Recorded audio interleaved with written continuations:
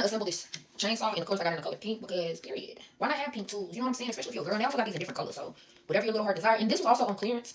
So that was just perfect for me. And I include my affiliate link somewhere, but you know what I'm saying? Let's get this put together. So you're going to take the chain. In the blade, there is a groove right here. You're going to take the chain and you're going to place it in the grooves, right? So we're just going to sit this down to the side once we get that chain on. So to get access to where you can install the chain, you're going to this little screw right here. You're going to unscrew it. It's going to come off like that. And you're going to pull this piece off. Now, this is where the chain assembly and the saw will be. You know what I'm saying? So we're going to go ahead and put that up on there and make sure that the chain is lashed around this.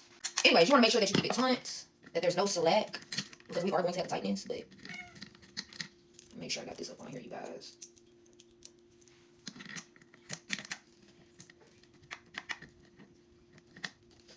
Alright, so something like that. That's what you want it to be like. So ensure that there is no slack. When I mean no slack, make sure there's no slack, right? So we're going to go ahead and take this. We're going to go ahead and put the cover on. We're going to go ahead and make sure it's still tight now. Go ahead and put this screw on the side. And then there's a screw right here by the chain. You're going to want to go ahead and tighten that bad boy on down.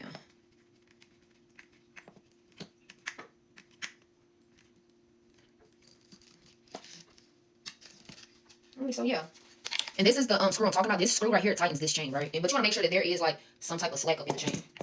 But I want to make sure that this is tight good enough, so that's about as tight as it can go. And so now we're gonna go ahead and assemble the guard back on. So this gonna take me a minute, but I'll get back to y'all when I put it there. It took me a minute to get the guard figured out, but I finally got it back up on there, and this is what it looks like. So all we have to do is just put some fluid up in here, and that's pretty much it. We'll put the battery pack. I got the battery on charge.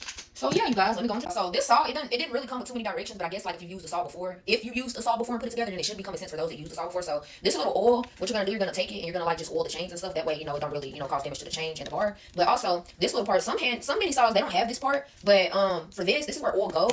And the type of oil you want to get bar and chain oil. So I'm gonna go ahead and put some of this bar and chain oil up in there. Make sure I'm real careful. I'm gonna actually do this over the sink.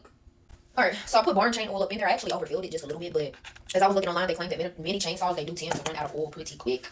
So I guess that's a good thing that there is a full bottle of oil. So I'm just going to go ahead and clean up the excess and stuff like that. So now we're going to get the... So I had this charger box on the charge, so we're just going to go ahead, snap this on here, and there we go. So I'm going to remove the battery, and then we're going to take some of this oil. I think I might need to tighten this chain up just a tad bit more, but you do want a little bit of slack up in your chain as well. So you're just going to tighten this up a little bit more.